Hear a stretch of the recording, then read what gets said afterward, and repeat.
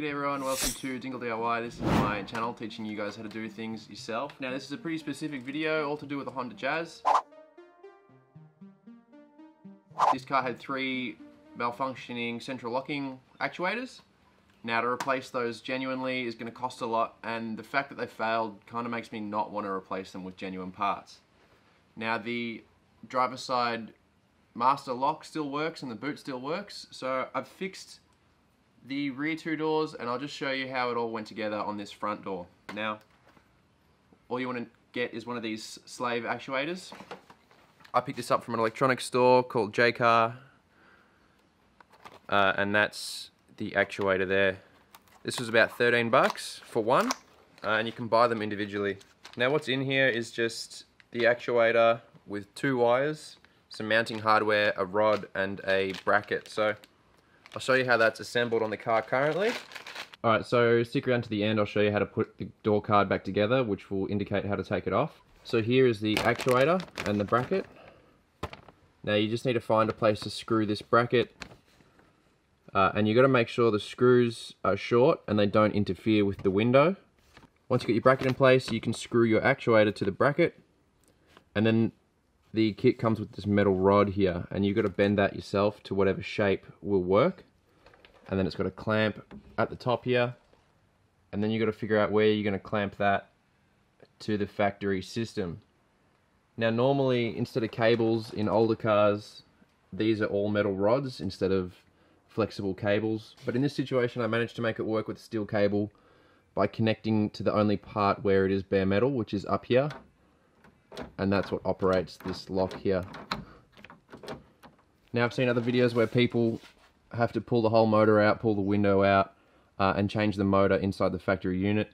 I think that is way too complicated, and trust me, you don't want to be doing that if you can get away with doing this. So the last thing to worry about is wiring it in. Now you've got a blue wire and a green wire in my case, which power this. And there's no positive or negative, because what happens is, if you go positive one way, it'll push, and then if you go positive the other way, it'll pull. So it basically just reverses the polarity of the wire, whether you're opening it or closing it. So you just want to find the factory wires, strip them back and test it, because you might press the lock button on your key, and then the actuator will unlock the door. So if that happens to you, just switch the wires around. You've got a 50-50 chance of getting it right. And when you switch the wires around, test it again, it should work. And once you've tested it and it works and everything's actuating reliably, you can solder the wires together or crimp them, however you prefer to connect the wires in.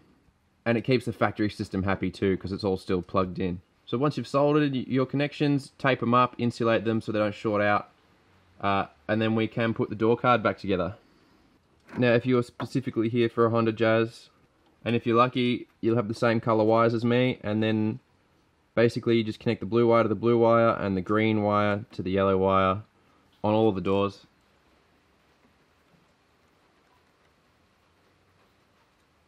Alright, now these are soldered together, they're not going to go anywhere. We can tape them up and insulate them. We'll check the window doesn't hit any of the mounting hardware. And then I'll show you how to put all of the interior pieces back together.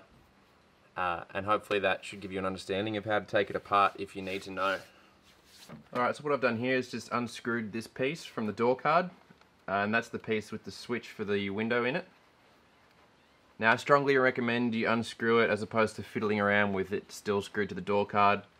It's only a few screws, so just pull it off, plug it in, and test your window.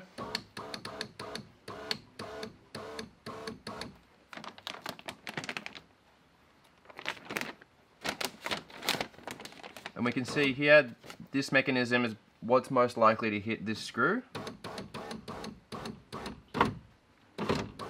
See that?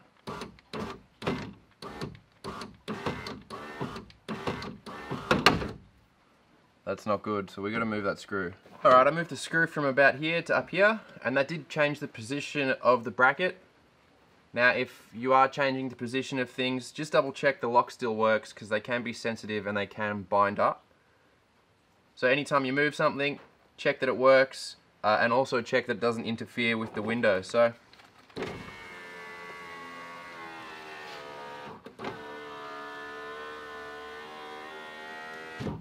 That's fixed that issue. Now we can just close the door and check it before we put everything back together. And if there's no issues, then the job's done.